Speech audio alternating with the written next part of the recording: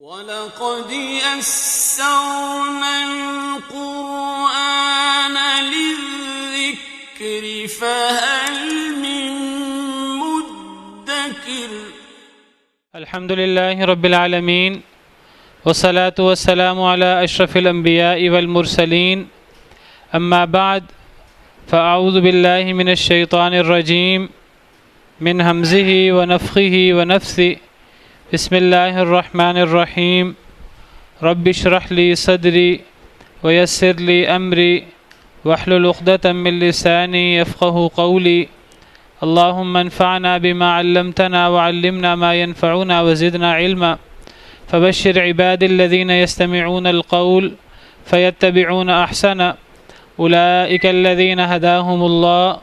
وأولئك هم أولو الألباب. وقال فرعون ذروني أقتل موسى وليدع ربه إني أخاف أن يبدل دينكم أو أن يظهر في الأرض الفساد. وقال موسى إني عذت بربي وربكم من كل متكبر لا يؤمن بيوم الحساب. وقال رجل مؤمن من آل فرعون يكتم إيمانه أتقتلون رجلا أن يقول ربي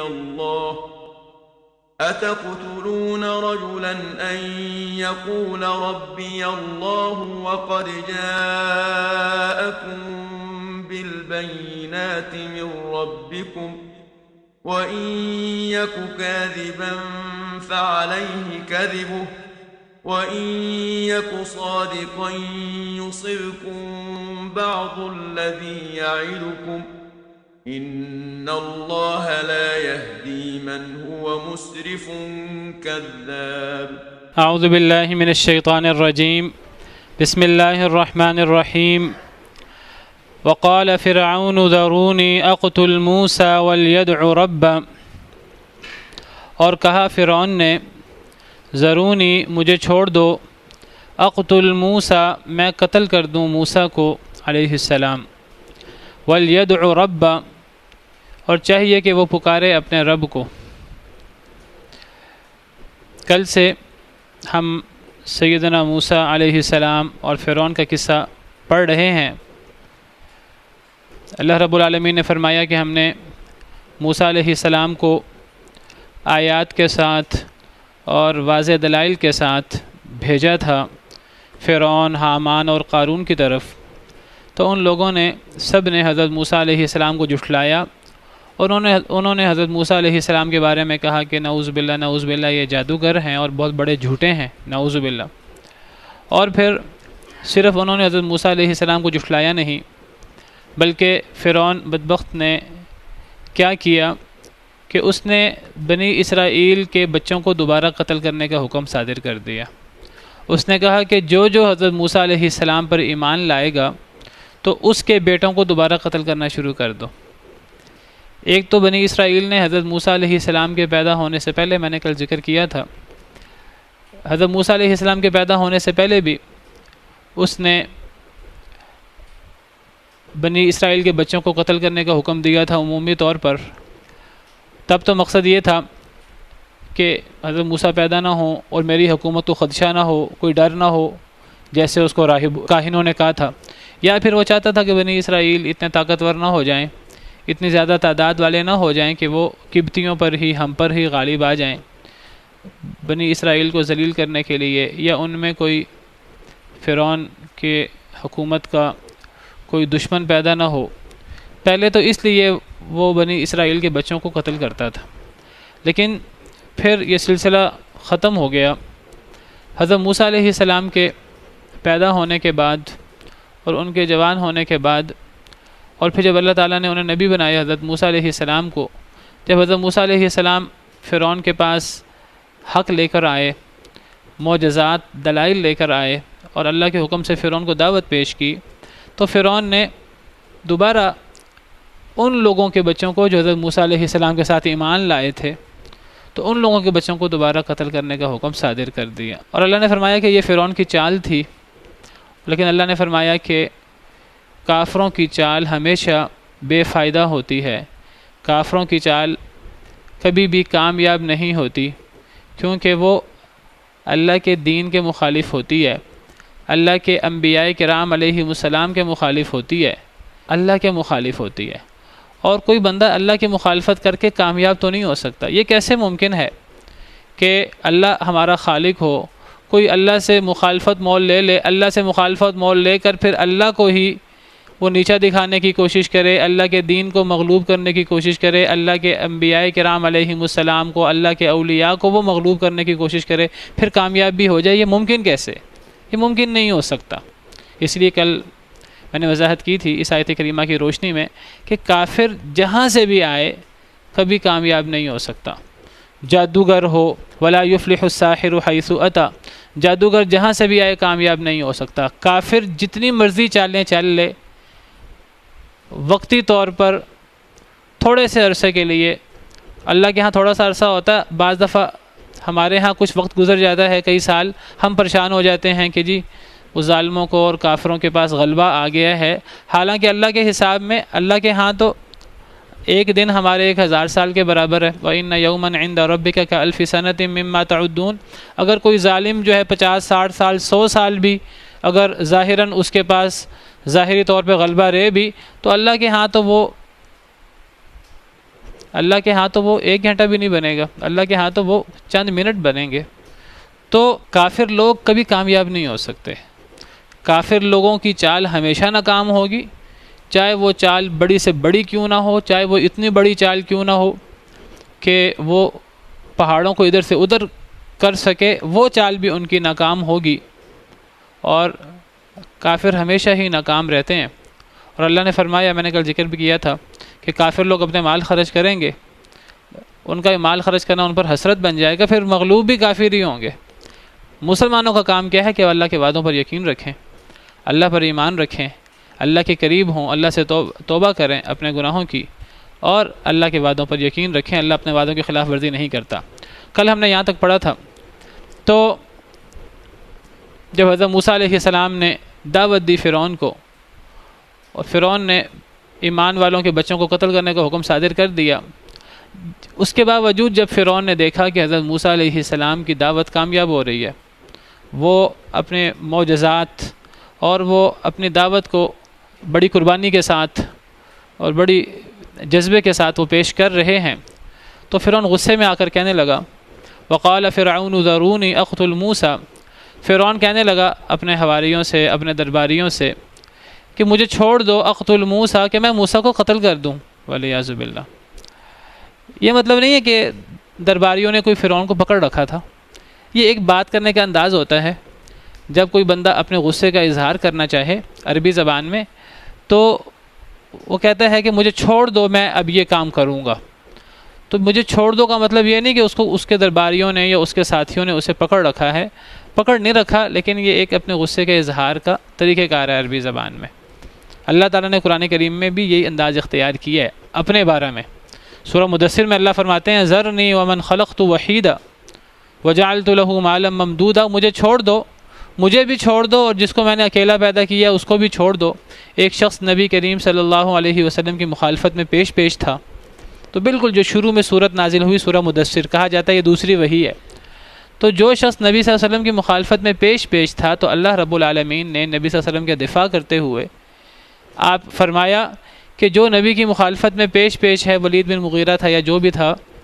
کہ مجھے چھوڑ دو، اور جس کو میں نے اکیلا پیدا کیا ہے میں اسے خود ہی نمٹ لوں گا۔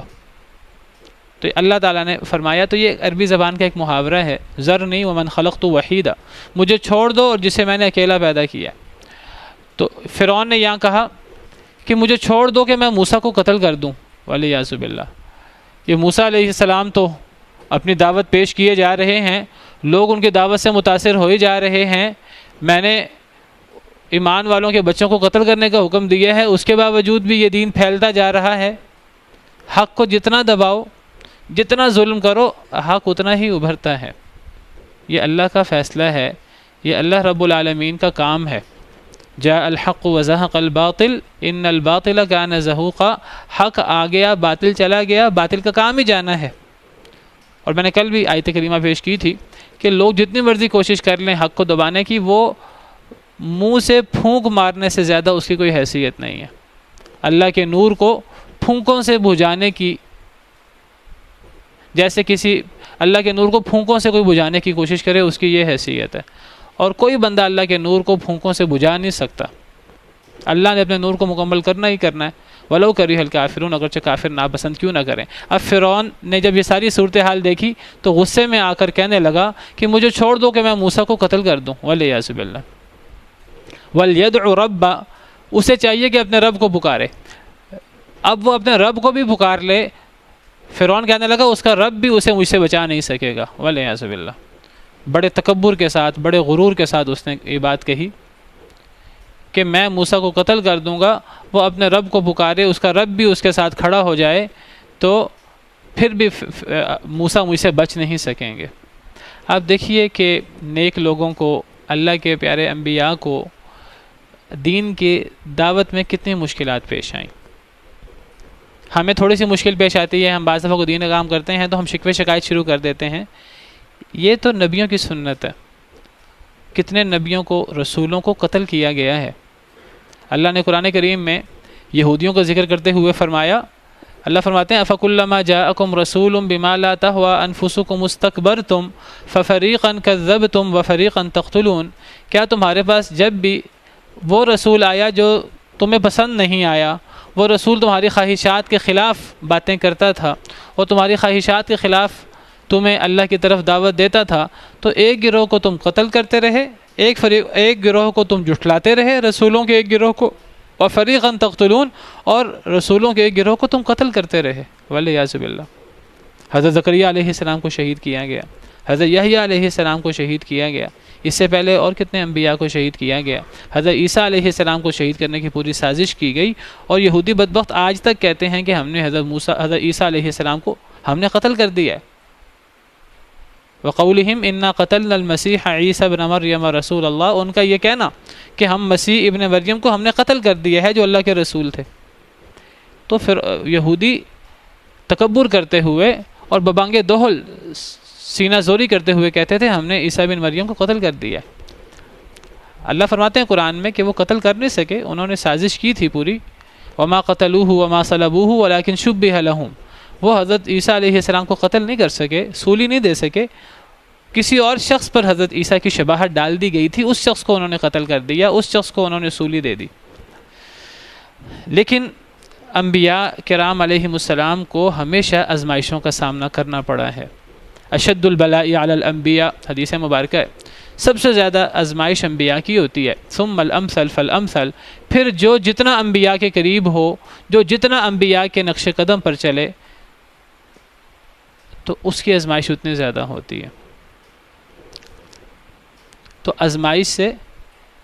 گھبرانا نہیں چاہیے، اللہ سے عافیت مانگنی چاہیے، اللہ سے آزمائش مانگنی نہیں چاہیے، اللہ سے عافیت مانگنی چاہیے، لیکن اگر آزمائش آ جائے تو پھر انسان کو ثابت قدمی کے ساتھ، پھر انسان کو خندہ پیشانی کے ساتھ صبر کا مظاہرہ کرنا چاہیے۔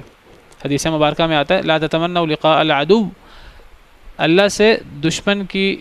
ملاقات کی تمنا نہ کرو، یہ تمنا نہ کرو اے اللہ تعالیٰ میدان جنگ لگے اور سامنے کافر ہوں اور ہم ان سے لڑیں، وہ ہم سے لڑیں۔ اللہ سے دشمن کی لقاء کی، دشمن کی ملاقات کی تمنا نہ کرو، گویا کہ آزمائش ہے یہ، اللہ نہ کرے تم اس آزمائش میں ناکام ہو جاؤ تو تم آزمائش کو خود نہ مانگو، واسألوا اللہ العافیہ، اللہ سے عافیت مانگو۔ فإذا لقیتموہم فاثبتوا، لیکن اگر تمہاری ان سے مٹ بھیڑ ہو جائے، اگر اللہ کی طرف سے ایسی صورتحال ہو کہ تمہیں لڑنا پڑے، تو اب پھر وہاں سے بھاگنے کی اجازت نہیں ہے، اب پھر فاثبتوا، اب تمہیں ثابت قدم ہونا ہوگا۔ تو انبیاء کرام علیہم السلام کو اللہ کی طرف دعوت دینے والوں کو کتنی مشکلات کا سامنا کرنا پڑا۔ فرعون نے قتل کی دھمکی دی ہے، اور میں نے ذکر کیا کہ یہ صرف دھمکی تک معاملہ محدود نہیں رہا، بہت سارے انبیاء رسول شہید بھی ہوئے ہیں۔ فرعون کہنے لگا مجھے چھوڑ دو، میں موسیٰ علیہ السلام کو قتل کر دوں۔ اسے چاہیے کہ اپنے رب کو پکارے، اپنے رب کو پکار لے، اس کا رب بھی نعوذ باللہ اسے مجھ سے بچا نہیں سکے گا، کیوں فرعون نے یہ دھمکی دی، کیوں فرعون جو ہے وہ اتنی مخالفت پہ اتر آیا؟ وہ کہنے لگا انی اخاف ان یبدل دینکم، بے شک میں ڈرتا ہوں کہ وہ بدل دے تمہارے دین کو، مجھے ڈر ہے کہ کہیں موسیٰ تمہارے دین کو بدل نہ دے، او ان یظہر فی الارض الفساد، یا یہ کہ وہ ظاہر کر دے زمین میں فساد کو۔ فرعون کہنے لگا مجھے ڈر ہے کہ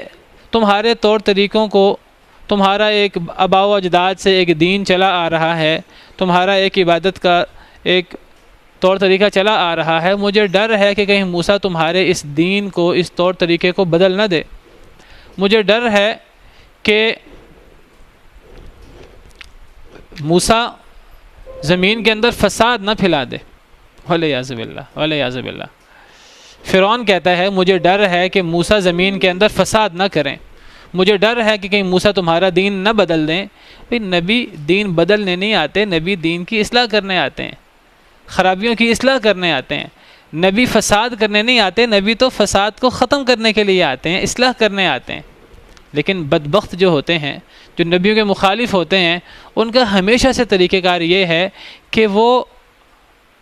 اصلاح کرنے والوں کو فسادی قرار دیتے ہیں، وہ اصلاح کرنے والوں کو کے بارے میں وہ لوگوں کو یہ باور کراتے ہیں کہ یہ اصلاح کرنے والے نہیں ہیں، یہ تو تمہارے دین کو بگاڑنے والے ہیں، یہ تو زمین میں فساد پھیلانے والے ہیں۔ فرعون کہنے لگا جو سب سے بڑا فسادی تھا، جو سب سے بڑا ظالم تھا، وہ فرعون کہنے لگا بڑا نیک بن کے، وہ کہنے لگا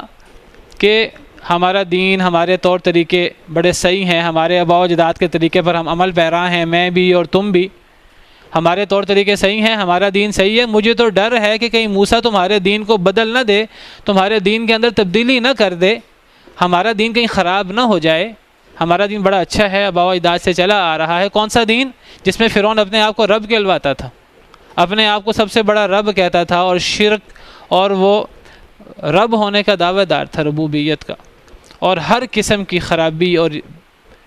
شرک اور غلط چیزیں موجود تھیں۔ فرعون اس کو صحیح کہہ رہا ہے، اور حضرت موسیٰ علیہ السلام کی دعوت کو جو سچی اور سچی دعوت تھی،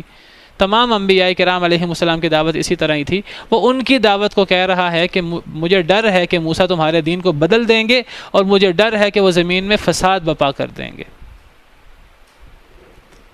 جو جتنا بڑا فسادی ہوتا ہے اس کے پاس طاقت ہوتی ہے، اقتدار ہوتا ہے،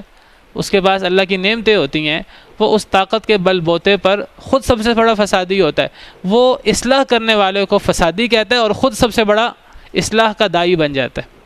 پروپیگنڈا کرتا ہے، وہ کہتا ہے میں تو سب سے بڑا اصلاح کرنے والا ہوں، اور جو اصلاح کرنے والا، حقیقی اصلاح کرنے والا ہے، اللہ کی دین کی طرف بلانے والا ہے، اس کو وہ فسادی قرار دیتا ہے۔ یہی کام منافقین نے بھی کیا تھا۔ قرآن کریم میں اللہ نے منافقین کا ذکر کیا پہلے بارے میں۔ اللہ فرماتے ہیں منافقین کے بارے میں کہ ان بدبختوں کی، منافقین کی کیا صورتحال ہے کہ جب انہیں نبی صلی اللہ علیہ وسلم، جب انہیں صحابہ کرام دعوت دیتے ہیں دین کی، اور جب انہیں صحابہ کرام کہتے ہیں وَإِذَا قِيلَ لَهُمْ لَا تُفْسِدُوا فِي الْأَرْضِ، جب انہیں کہا جاتا ہے کہ زمین میں فساد نہ کرو، منافقوں کو جب کہا جاتا ہے تو وہ کیا کہتے ہیں؟ قَالُوا إِنَّمَا نَحْنُ مُصْلِحُونَ، وہ کہتے ہیں ہم تو اصلاح کرنے والے ہیں۔ جب منافقین کو کہا جاتا ہے ایمان لے آؤ، نفاق کا، کفر کا مظاہرہ نہ کرو جو سب سے بڑا فساد ہے، فساد نہ کرو، وہ کہتے ہیں ہم تو اصلاح کرنے والے ہیں۔ اللہ جواب میں کیا فرماتے ہیں؟ الا انہم هم المفسدون ولکن لا یشعرون، خبردار بے شک یہی فساد کرنے والے ہیں۔ اللہ نے کئی دفعہ تاکید کے ساتھ فرمایا ہے خبردار، انہم بے شک وہ، پھر ہم فرمایا بے شک وہی المفسدون، وہی فسادی ہیں، ولکن لا یشعرون، لیکن وہ شعور نہیں رکھتے۔ آج آپ دیکھیں، آج جو سب سے بڑا فسادی ہے، جو سب سے بڑا دہشت گرد ہے، وہ اپنے آپ کو امن کا سفیر کہتا ہے۔ امریکہ اور یورپ اور یہ سارے جو دہشت گرد ہیں اور سارے ظالم ہیں، ان سے بڑا ظالم شاید آج تک پیدا نہیں ہوا۔ لاکھوں لوگوں کو جھوٹے الزام لگا کر جنہوں نے قتل کر دیا، لاکھوں لوگوں کو قتل کرنے کے بعد وہ کہتے ہیں ہاں وہ جو ہے نا خبر جھوٹی تھی، عراق میں کیمیاوی ہتھیار تھے، یہ الزام لگا کر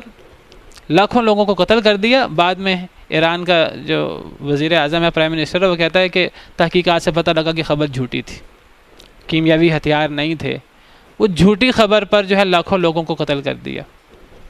اب یہ 9/11 کا واقعہ ہوا ہے تو پوری دنیا پر، اسلامی دنیا پر کس طرح کر کے ظلم و تشدد کو مسلط کر دیا گیا ہے، اور اب وہ جو CIA کا ایک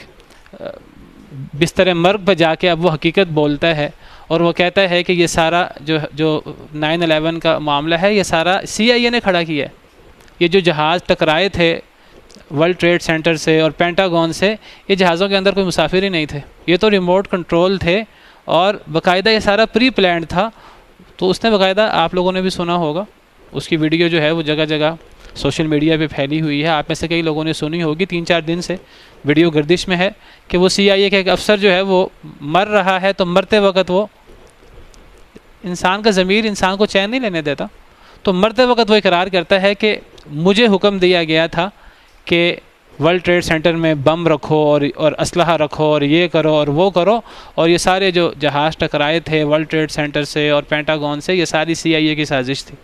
اور اس جھوٹی سازش کو رچا کر کس طرح پوری اسلامی دنیا میں ظلم و ستم کا بازار گرم کیا گیا، کس طرح افغانستان کو، عراق کو، اب شام کو اور دیگر اسلامی ملکوں کو تباہ کیا جا رہا ہے، اور پھر جو ہے نعرہ یہ ہے کہ ہم بڑے امن پسند ہیں اور یہ مسلمان دہشت گرد ہیں۔ سب سے بڑے فسادی یہ خود ہیں، لیکن دوسروں کو فسادی کہہ کر، دوسروں کو دہشت گرد کہہ کر، حالانکہ مسلمان سے بڑا امن پسند کوئی نہیں ہے، جس کے دین کا نام ہی اسلام ہے۔ اسلام سلامتی سے ہے، جو جب مسلمان دوسرے سے ملتے ہیں تو ایک دوسرے کو سلام کہتے ہیں، تم پہ سلامتی ہو، اور مسلمان ہوتا ہی وہ ہے، المسلم من سلم المسلمون من لسانہ و یدہ، مسلمان ہوتا ہی وہ ہے کہ مسلمان اس کے ہاتھ اور اس کے زبان سے محفوظ رہیں۔ ہمارا دین تو اس کی بنیادی سلامتی ہے، لیکن مسلمانوں کو دہشت گرد اور فسادی قرار دے کر اپنی تئیں وہ بہت بڑے امن پسند اور بہت بڑے جو ہیں وہ اصلاح کرنے والے بنے ہوئے ہیں۔ تو یہ بالکل فرعون کا طریقہ کار ہے، یہ چیزیں فرعون سے آئی ہیں۔ یہ جو ہے کہ ان کو ڈیوائیڈ کرو اور ان پہ رول کرو، یہ بھی فرعون کا کلیہ تھا، یہ بھی فرعون کا فارمولہ تھا، اللہ نے قرآن میں ذکر کیا ہے، ان فرعون علا فی الارض وجعل اہلہا شیعا یستضعف طائفۃ منہم، ہم پڑھ چکے ہیں سورہ قصص میں کہ فرعون نے زمین میں سرکشی اختیار کی، اور فرعون اپنے ملک کے رہنے والوں کو گروہوں میں تقسیم کر دیتا تھا، گروہوں میں تقسیم کر کے انہیں کمزور کر دیتا تھا، یذبح ابناءہم، ان کے بچوں کو ذبح کر دیتا تھا، ویستحیی نساءہم، عورتوں کو چھوڑ دیتا تھا۔ تو یہ جو گروہ کر کے اور ڈیوائیڈ کر کے حکومت کرنے کی پالیسی جو ہے، یہ بھی یورپ نے اور ان لوگوں نے فرعون سے لی ہے۔ یہ قرآن کہتا ہے یہ فرعون کی پالیسی تھی، اور یہ اپنے آپ کو اس مصلح کہنا اور اپنے مخالفین کو، چاہے وہ اللہ کے نبی کیوں نہ ہو، چاہے وہ سب سے بڑے مصلح اعظم کیوں نہ ہو، ان کو فسادی قرار دینا، ان پہ جھوٹے الزام لگانا، یہ فرعون کا طریقہ کار ہے، اور یہی طریقہ کار ہمیشہ سے کفار کا، ظالموں کا چلا آ رہا ہے۔ جو جتنا بڑا ظالم ہے وہ اپنے آپ کو اتنا بڑا مصلح کہتا ہے، اور جو اصل میں حق کی طرف، اللہ کی طرف بلانے والا ہے، اس کو یہ فسادی اور اس کو یہ دہشت گرد قرار دیتے ہیں، بدبخت والعیاذ باللہ۔ تو فرعون کہنے لگا مجھے ڈر ہے، حضرت موسیٰ کے بارے میں کہتا ہے، مجھے ڈر ہے کہ وہ تمہارا دین بدل دیں گے، یا مجھے ڈر ہے کہ وہ کہیں زمین میں فساد ظاہر نہ کر دیں، زمین میں فساد بپا نہ کر دیں، والعیاذ باللہ والعیاذ باللہ۔ وقال موسیٰ، جب حضرت موسیٰ علیہ السلام کو اطلاع ملی، جب ان کو پتہ لگا کہ فرعون حضرت موسیٰ کے بارے میں دھمکی دے رہا ہے اور وہ کہتا ہے میں نے موسیٰ کو قتل کر دینا ہے، والعیاذ باللہ، تو حضرت موسیٰ علیہ السلام فرمانے لگے انی عذت بربی وربکم، میں پناہ میں آتا ہوں اپنے رب کی اور تیرے رب کی، مجھے تیرا کوئی ڈر نہیں ہے، تو نے جو کرنا ہے کر لے، میں تو اللہ کی پناہ میں آتا ہوں، میں تو اللہ سے دعا کرتا ہوں، میں تیرے شر سے اور تیرے جیسے متکبرین کے شر سے میں اپنے رب کی پناہ میں آتا ہوں، جو صرف میرا ہی رب نہیں ہے، وہ میرا بھی رب ہے اور وہ تیرا بھی رب ہے۔ تو چاہے اپنے آپ کو رب کہے، تو چاہے اپنے آپ کو سب سے بڑا رب کہے، تو بھی اس کا بندہ ہے، میں بھی اس کا بندہ ہوں، تو اپنے رب کو مانے یا نہ مانے، میں اپنے رب کی پناہ میں آتا ہوں، وہ میرا بھی رب ہے اور تیرا بھی رب ہے، میں اس اللہ کی پناہ میں آتا ہوں۔ من کل متکبر، ہر متکبر شخص سے، لا یؤمن بیوم الحساب، جو حساب کے دن پر ایمان نہیں لاتا۔ حضرت موسیٰ علیہ السلام فرمانے لگے کہ میں تو اللہ کی پناہ میں آتا ہوں، جب مجھے اللہ کی پناہ مل گئی تو کوئی میرا بال بھی بیکا نہیں کر سکتا، اگر اللہ چاہیں مجھے کوئی نقصان پہنچانا، اگر اللہ نے میرے بارے میں کوئی آزمائش لکھ رکھی ہے تو ایک الگ بات ہے، میں اللہ کی پناہ میں آتا ہوں ہر متکبر سے جو آخرت پر ایمان نہیں رکھتا، فرعون ہو یا کوئی اور ہو۔ میں ان تمام متکبر لوگوں سے، ان تمام فسادی لوگوں سے میں اللہ کی پناہ میں آتا ہوں جو میرا بھی رب ہے اور تیرا بھی رب ہے۔ تو یہ جب کسی کو ڈر ہو، کسی نیک شخص کو، اللہ کے ولی کو، کسی اللہ کی طرف دعوت دینے والے کو مخالفین کی طرف سے، تو اسے یہ دعا پڑھنی چاہیے، اسے اللہ کی پناہ لینی چاہیے، جو حضرت موسیٰ علیہ السلام نے فرمایا میں اللہ کی پناہ میں آتا ہوں جو میرا بھی رب ہے تیرا بھی رب ہے۔ اور نبی صلی اللہ علیہ وسلم بھی یہی دعا کرتے تھے، اور نبی صلی اللہ علیہ وسلم سے یہ دعا منقول ہے۔ حدیث مبارکہ میں آتا ہے، سنن نبی داؤد کی روایت ہے، حضرت ابو موسیٰ اشعری راوی ہیں، وہ فرماتے ہیں ان النبی صلی اللہ علیہ وسلم اذا خاف قوما، جب نبی کریم صلی اللہ علیہ وسلم کچھ لوگوں سے ڈرتے، کسی قوم سے ڈرتے، کوئی قوم نبی صلی اللہ علیہ وسلم پر حملہ کرنے لگتی، کوئی قوم اپنے برے ارادے ظاہر کرتی، اور نبی صلی اللہ علیہ وسلم کو خوف ہوتا کچھ لوگوں کا کہ وہ ہمارے خلاف ہیں، وہ ہم پہ ممکنہ حملہ کر دیں، تو اس وقت نبی صلی اللہ علیہ وسلم کیا دعا پڑھتے تھے؟ وہ یہ دعا پڑھتے تھے اللہم انا نجعلک فی نحورہم ونعوذ بک من شرورہم۔ یہ دیکھیے، یہ جو اگلا جملہ ہے یہ حضرت موسیٰ علیہ السلام کے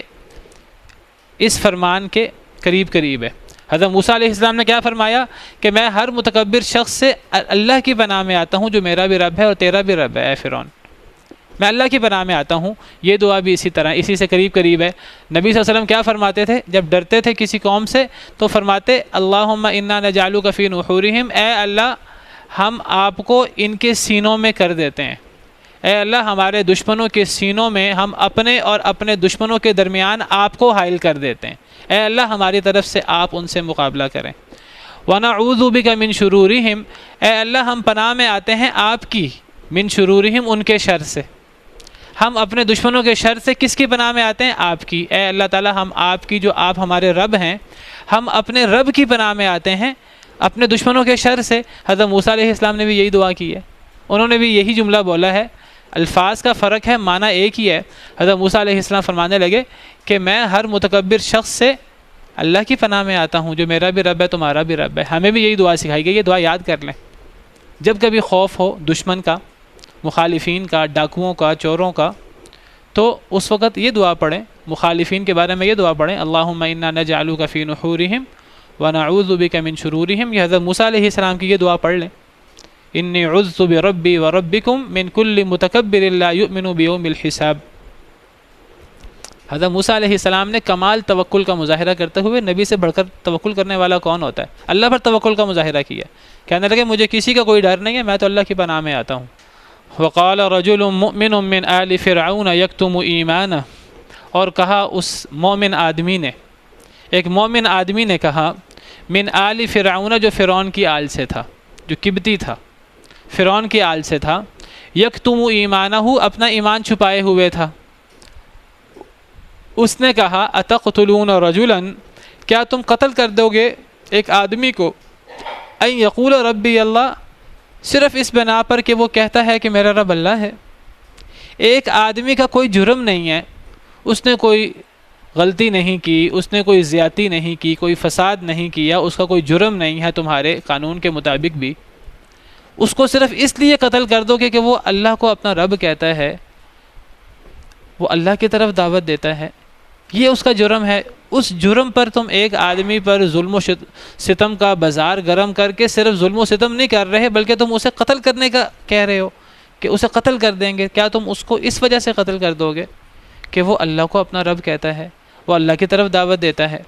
وقد جاءکم بالبینات من ربکم، اور تحقیق وہ لا چکا ہے تمہارے پاس روشن نشانیاں تمہارے رب کی طرف سے۔ وہ صرف منہ سے دعویٰ نہیں کرتا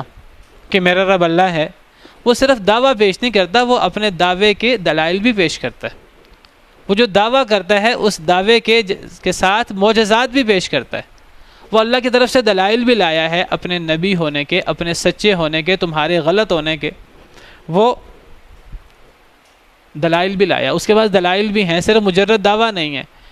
تو ایک آدمی تمہاری اصلاح کے لیے آیا ہے، اللہ کا نبی آیا ہے، اس کا مقصد صرف تمہاری اصلاح ہے، تمہارا فائدہ ہے،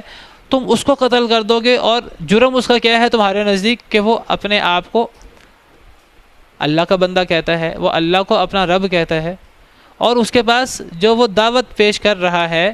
جو وہ تمہاری اصلاح کرنے کی کوشش کر رہا ہے اس کے پاس اس کے دلائل بھی ہیں، معجزات بھی وہ پیش کرتا ہے، تمہارے پاس اس کے دلائل کا کوئی جواب نہیں ہے، تمہارے پاس جواب نہیں ہے تو تم جواب میں کہتے ہو کہ اسے ہم قتل کر دیں گے۔ تو ایک مومن شخص نے جو فرعون کی آل سے تھا، اس نے فرعون کے سامنے کھڑا ہو گیا اور اس نے حضرت موسیٰ علیہ السلام کی حمایت کی، کہنے لگے موسیٰ کو قتل کر دو گے؟ ایک آدمی کو صرف اس جرم سے قتل کر دو کہ وہ کہتا ہے میرا رب اللہ ہے، یہ کون سا جرم ہے؟ یہ کب کہا اس مومن آدمی نے؟ جب فرعون نے کہا کہ میں نے موسیٰ کو قتل کرنا ہے، تو اس آدمی سے برداشت نہ ہوا، اس کی ایمانی غیرت اب مزید ایمان کو چھپائے رکھنے پر، اب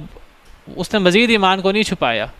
اب اس کی غیرت جوش میں آ گئی، اس نے اپنا ایمان ظاہر کر دیا سب کے سامنے۔ کافی عرصے سے ایمان لایا ہوا تھا لیکن ایمان چھپائے ہوئے تھا۔ کیوں ایمان چھپائے ہوئے تھا؟ اس لیے کہ فرعون بڑا ظلم کرتا تھا ایمان لانے والوں پر، چاہے وہ بنی اسرائیل میں سے ہو، چاہے وہ قبطی لوگوں میں سے ہو۔ حضرت فرعون کی اپنی بیوی مسلمان ہو گئی جو قبطیوں میں سے ہی تھی، آسیہ۔ فرعون نے کتنے ظلم و ستم کیے اس پر، کہتے ہیں کہ اس کے ہاتھ پاؤں میں کیل ٹھونک دیتا تھا اور بڑے بڑے ظلم کرتا تھا، کتنے ظلم کیے، تو وہ اپنا ایمان چھپائے ہوئے تھا۔ اللہ نے قرآن میں فرمایا فَمَا آمَنَ لِمُوسَىٰ إِلَّا ذُرِّيَّةٌ مِّن قَوْمِهِ عَلَىٰ خَوْفٍ مِّن فِرْعَوْنَ وَمَلَئِهِمْ أَن يَفْتِنَهُمْ۔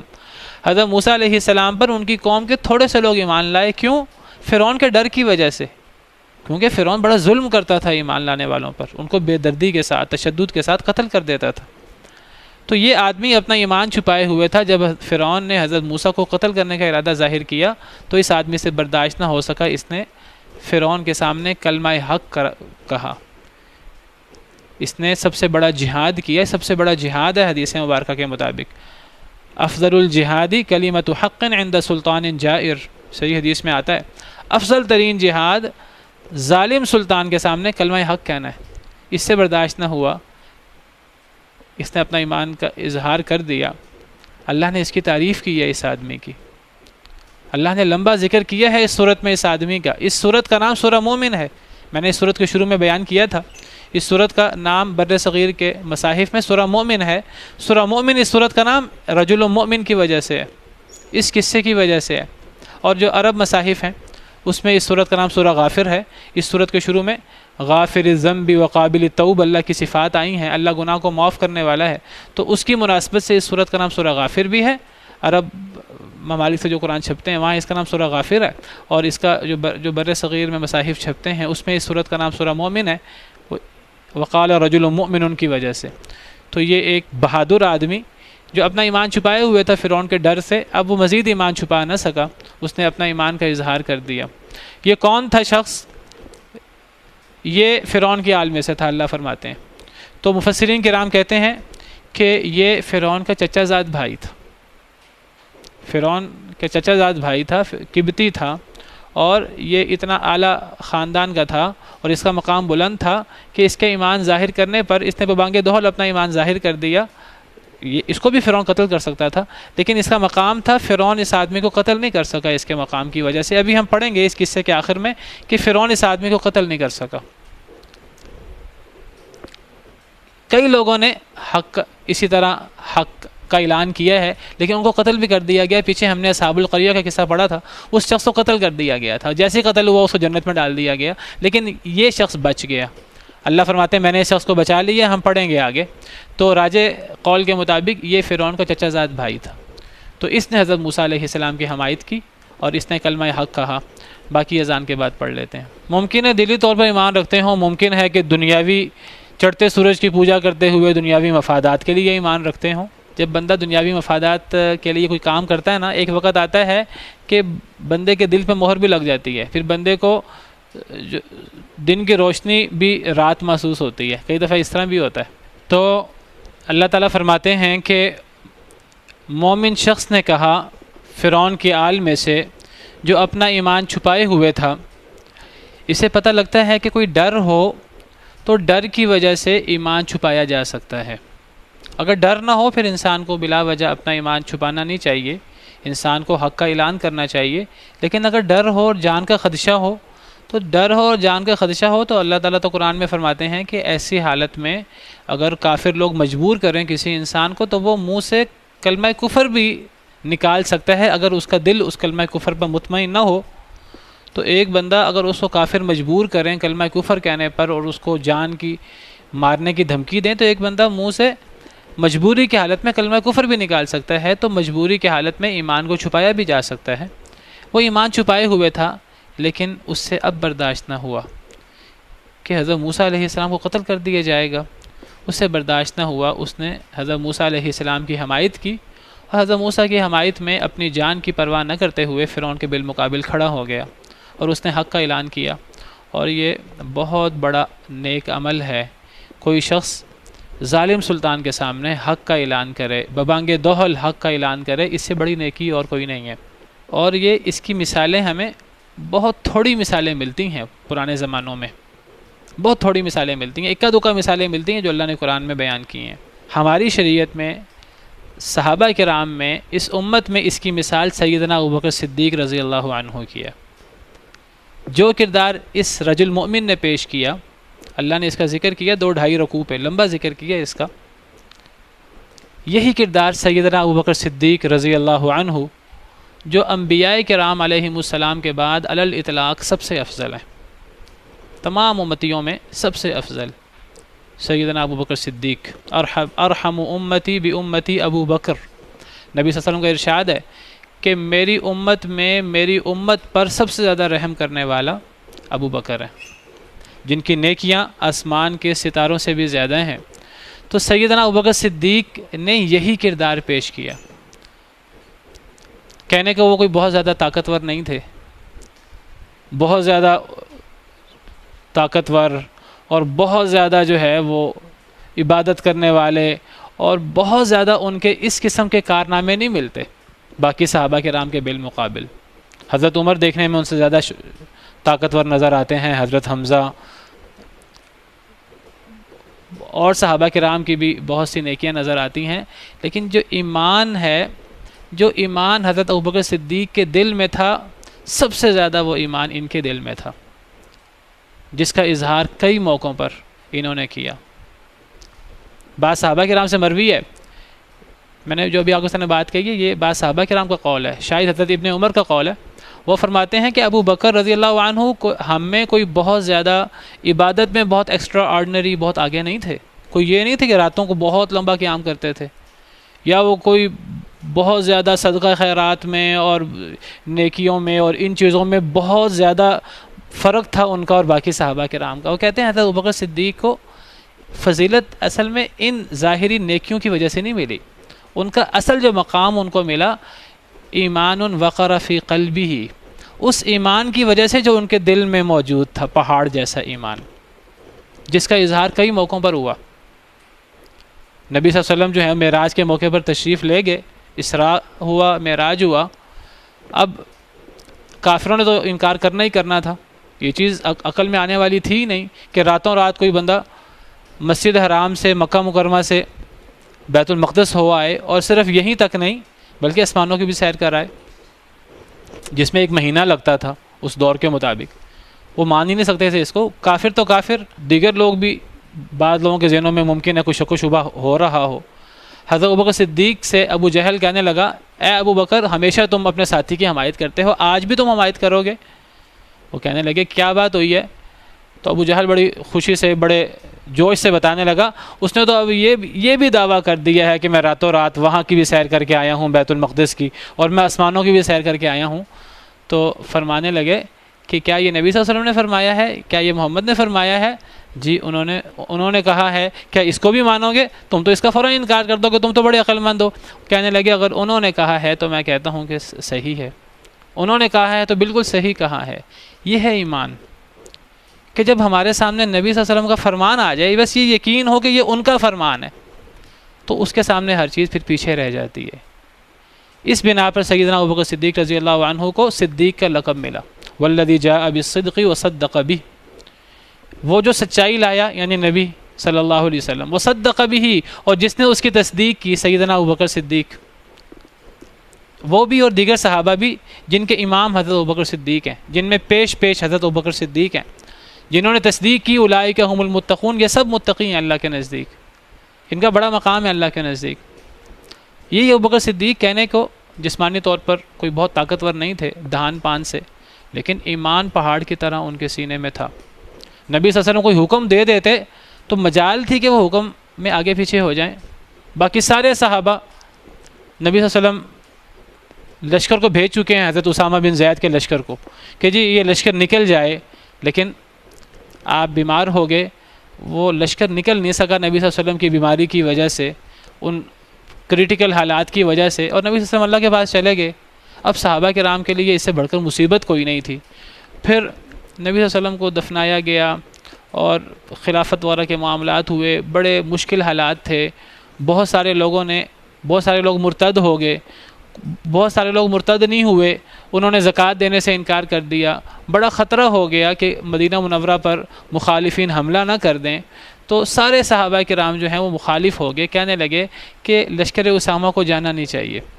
اگر یہ یہاں سے نکل گئے تو مدینہ منورہ کا دفاع ہی مشکل میں پڑ جائے گا، جب سارے جنگجو لوگ اگر نکل کھڑے ہوں گے اور جہاں نبی صلی اللہ علیہ وسلم نے بھیجا ہے وہ وہاں چلے جائیں گے۔ آپ نے تو عام حالات میں بھیجا تھا، اب تو کریٹیکل حالات ہو گئے ہیں، اب تو لوگ مرتد ہو گئے ہیں اور بڑی مشکل صورتحال ہے۔ تو حضرت عمر جیسا صحابی اور باقی سارے صحابہ، ان کی رائے یہ تھی کہ لشکر کو نہیں نکلنا چاہیے، مشکل حالات ہیں، تھوڑے سے حالات سنبھلیں گے تو لشکر کو پھر بھیج دیں گے۔ سیدنا ابوبکر صدیق اکیلے کھڑے ہو گئے، کہنے لگے کہ تم یہ کیسے ہو سکتا ہے کہ ہم اس لشکر کو نہ بھیجیں جب نبی صلی اللہ علیہ وسلم حکم دے چکے ہیں، وہ اس لشکر کو نکال چکے ہیں، یہ لشکر تو کسی مشکل حالات کی وجہ سے رکا ہے، اب جو ہونا تھا وہ ہو گیا ہے، اب اس لشکر کو جانا ہے، نبی صلی اللہ علیہ وسلم کے حکم کو پورا کرنا ہی کرنا ہے۔ اگر تم لوگ اس لشکر کو نہیں جانے دو گے، میں اکیلا نکلوں گا نبی صلی اللہ علیہ وسلم کے حکم کو پورا کرنے کے لیے۔ جب صحابہ کرام نے دیکھا، حضرت ابوبکر صدیق خلیفہ بھی بن گئے تھے، جب دیکھا کہ وہ اتنے سخت ہیں اپنے موقف میں حضرت ابوبکر صدیق، تو طوعا و کرہن صحابہ کرام تیار ہوئے کہ چلو اتنا ان کا موقف سخت ہے تو چلو لشکر کو بھیج دیتے ہیں۔ بعد میں حضرت عمر اور دیگر صحابہ کرام کہنے لگے حضرت ابوبکر کا موقف ٹھیک تھا اور یہ در حقیقت ایمان تھا۔ انہوں نے کہا جب نبی صلی اللہ علیہ وسلم فیصلہ کر چکے ہیں اور بھیج چکے ہیں، اس لشکر کو ہم روک نہیں سکتے، جیسے مرضی حالات ہو جائیں۔ سب سے پہلا کام انہوں نے کیا لشکر کو نکالنے کا، کہنے لگے اگر تم نہیں نکلتے میں اکیلا نکلوں گا۔ تو یہ حضرت ابوبکر صدیق، صحیح بخاری کے اندر حضرت عروہ بن زبیر رحمہ اللہ مشہور تابعی ہیں، وہ فرماتے ہیں میں نے سوال کیا حضرت عبداللہ بن عمر بن عاص، مشہور صحابی ہیں، میں نے ان صحابی سے سوال کیا حضرت عبداللہ بن عمر بن عاص سے، عن اشد ما صنع المشرکون برسول اللہ۔ حضرت عروہ بن زبیر تابعی ہیں، تو صحابی سے سوال کرتے ہیں کہ مجھے وہ مشکل ترین واقعہ بتائیں جو نبی صلی اللہ علیہ وسلم کو مشرکین سے مشکل ترین حالت یا مشکل ترین واقعہ پیش آیا، جس میں نبی صلی اللہ علیہ وسلم کو سب سے زیادہ آزمائش برداشت کرنی پڑی، تو مجھے وہ مشکل ترین آزمائش جو نبی صلی اللہ علیہ وسلم کو مشرکین سے پہنچی، مجھے اس کے بارے میں ذرا بتائیے۔ عروہ بن زبیر سوال کر رہے ہیں حضرت عبداللہ بن عمر بن عاص سے، تو حضرت عبداللہ بن عمر بن عاص نے جواب دیا رأیت عقبۃ بن ابی معیط،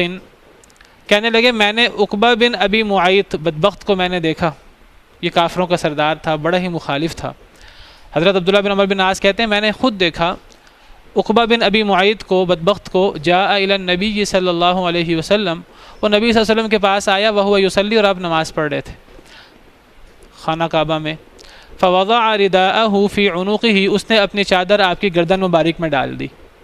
فخنقہ بہ خنقا شدیدا، اتنی زور سے گلا گھونٹا، خنق کہتے ہیں گلا گھونٹنے کو، آج کسی کو پھانسی دی جائے، پھانسی کی سزا دی جائے، اس کے لیے عربی میں یہی لفظ استعمال ہوتا ہے خنق۔